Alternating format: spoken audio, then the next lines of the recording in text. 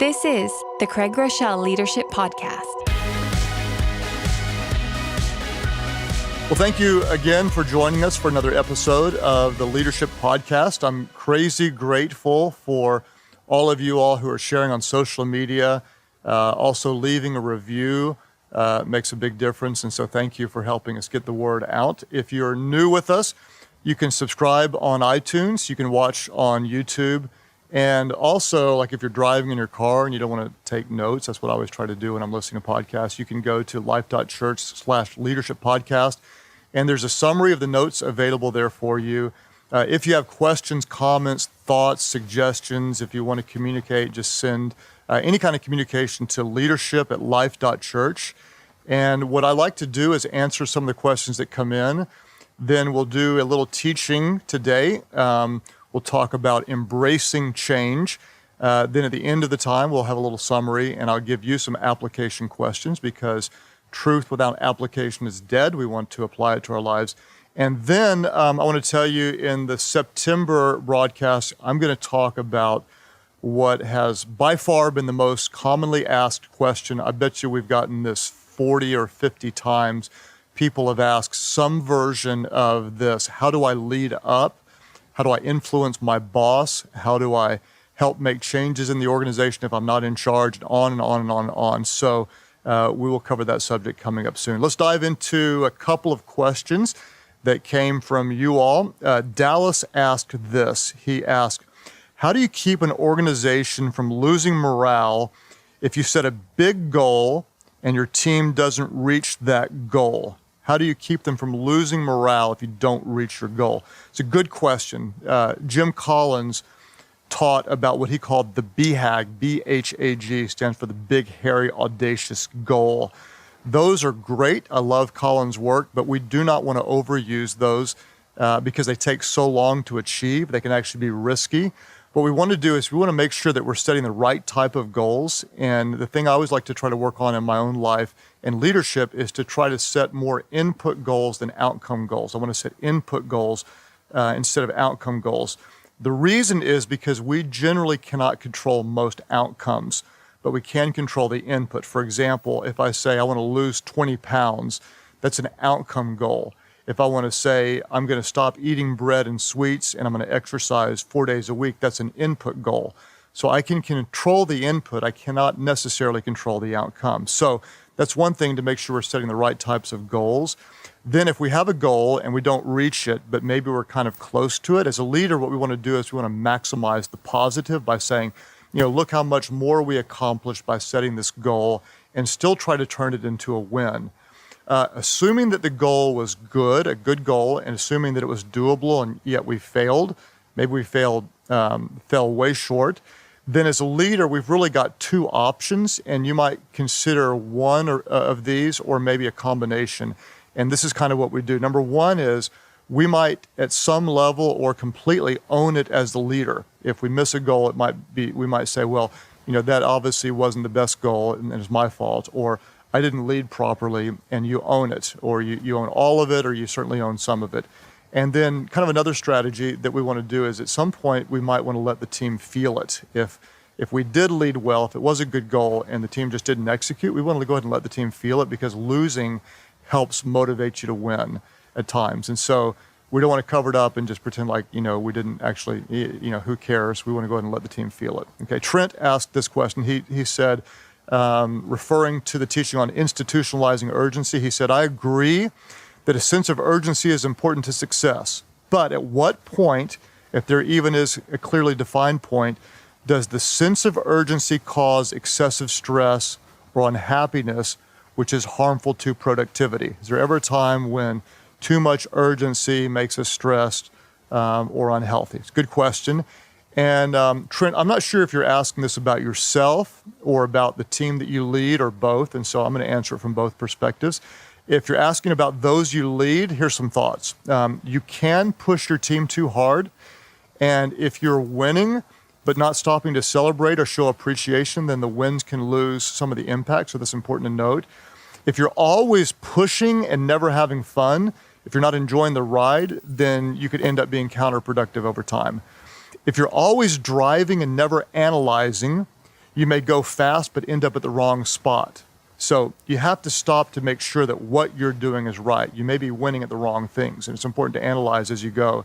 And then if you don't keep the why front and center, the what becomes meaningless. So the answer is yes, you can push too hard if you don't keep things in perspective. Now, if you're talking about yourself, in other words, can I push myself too hard to where I get stressed out or I become unproductive?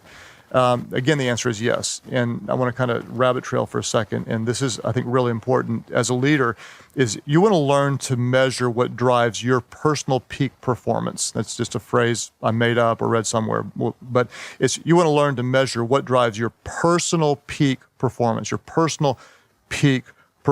because sometimes you're really at your best on your game. Other times you're just not driving it like you know you could. And so I want to analyze in my own leadership and daily routines, I want to analyze these things. Under what circumstances do I bring my best? And under what circumstances do I underperform my potential? Let me say it again. Under what circumstances do I bring my best? And under what circumstances am I underperforming my potential? And you're the only one that can answer this. When I look at me, Craig Groeschel, this is what I say based on my analyzation of how I perform. Whenever I have a slow week, in other words, I don't have a whole lot going, I feel under-challenged, I have a lack of focus, I might be overly relaxed, and I'm not very productive. This is me. When my week is beyond slammed, I'm overscheduled, I panic, I don't sleep well, I get irritable, I lose productivity. And so this is me. When I have more to do than what's easy, okay, what does that do? That energizes me. I'm on point, I'm prayerful, I'm focused, I'm driven, I'm passionate. Okay, that level, slightly more than what's most people would say is doable, that drives me. That drives my peak performance. And what I do in my own life is I journal and I find patterns during what time of the week, what time of the day, what time of the year, where do I do my best? And I found yearly patterns, weekly patterns, and daily patterns that help me plan and prepare. So the goal is, good question, Trent, for yourself, analyze what drives your personal peak performance and then dive in and maximize that. So let's talk about the big subject for today. We're going to do part 1 in this episode. We're going to do part 2 in the upcoming episode. I want to talk about a big subject, and that is embracing change. Embracing change. And the title's important to me because we're not managing change, we're not leading to change. And how do we change? We're embracing change as a part of who we are as leaders in the organization. If you remember on the last subject, in the last episode, we talked about the greatest threat to future success. What was it? Do you remember? The greatest threat to future success is current success. It's believing that what we used to do is going to continue to work, is believing that what we've always done is always going to bring about success.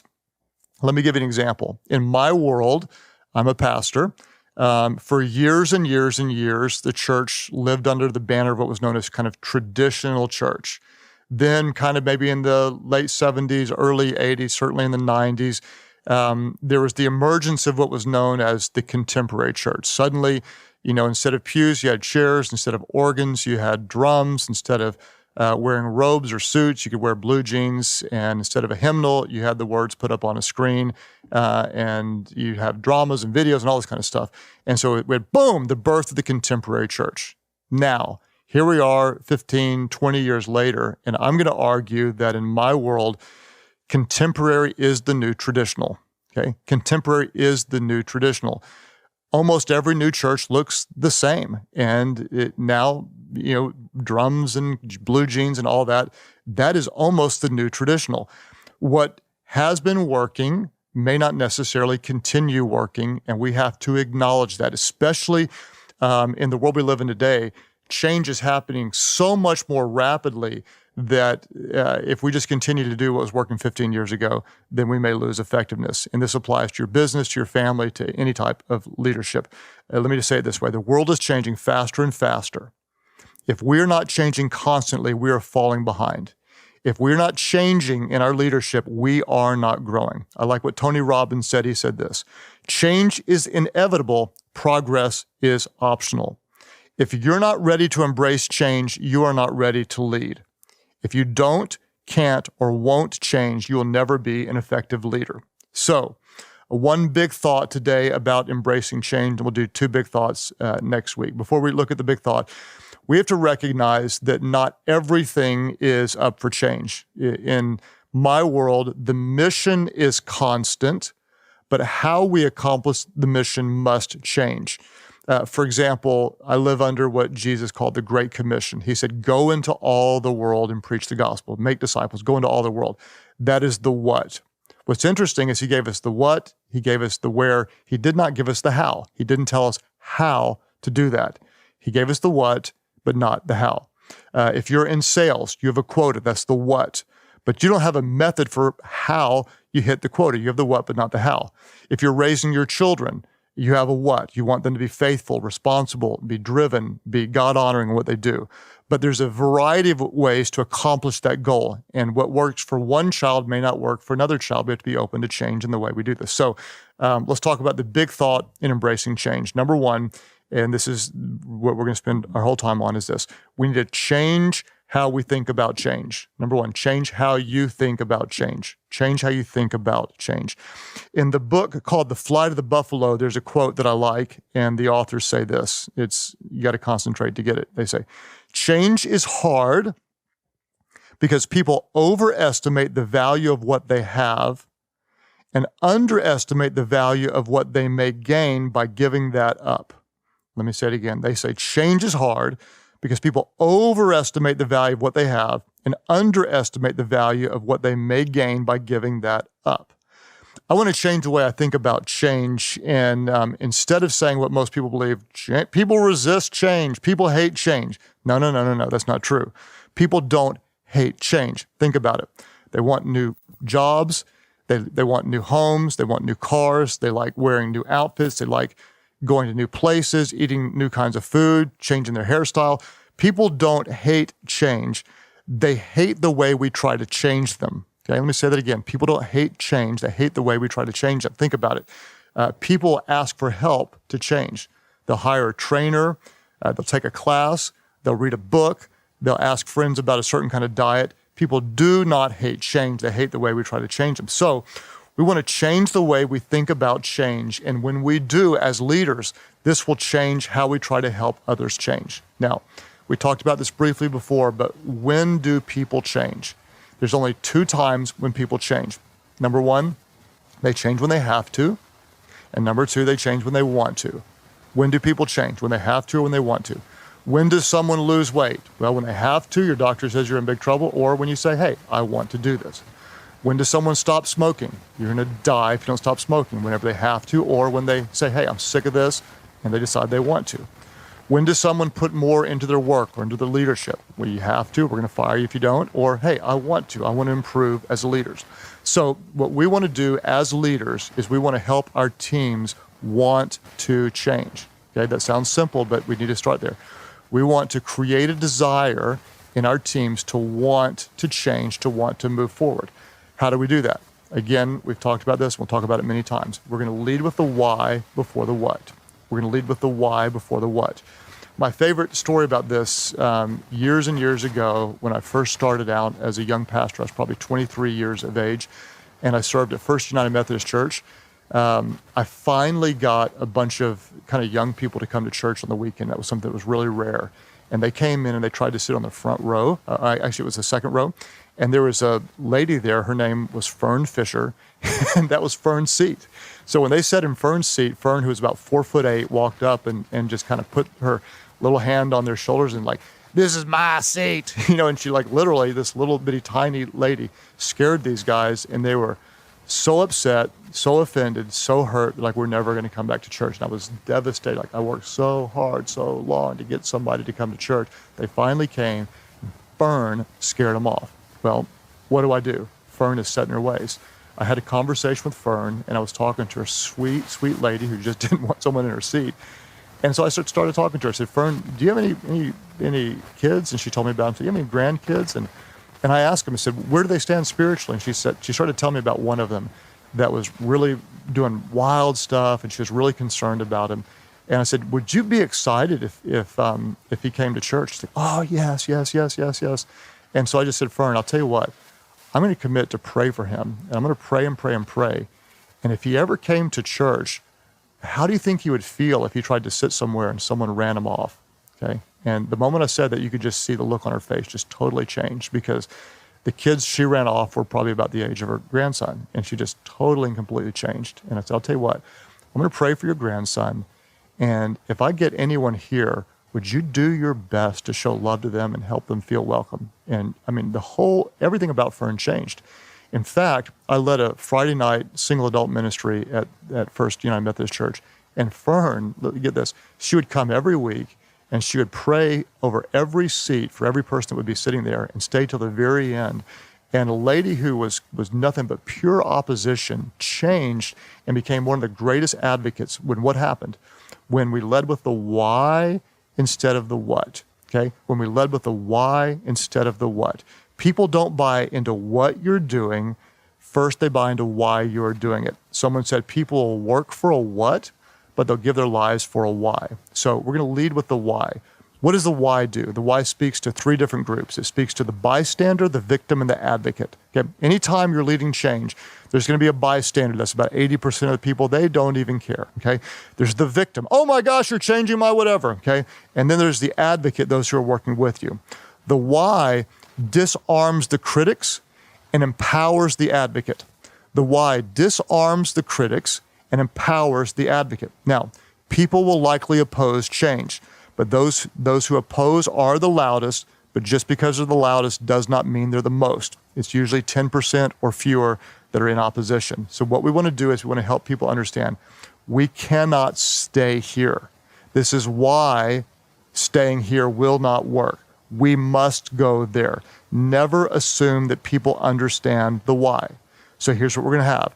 When we lead with change, there might be some conflict, but there's growth on the other side of it. If we're not changing, we're not growing.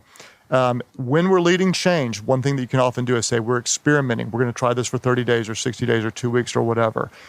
Because people don't know how good the new is until they let go of the old.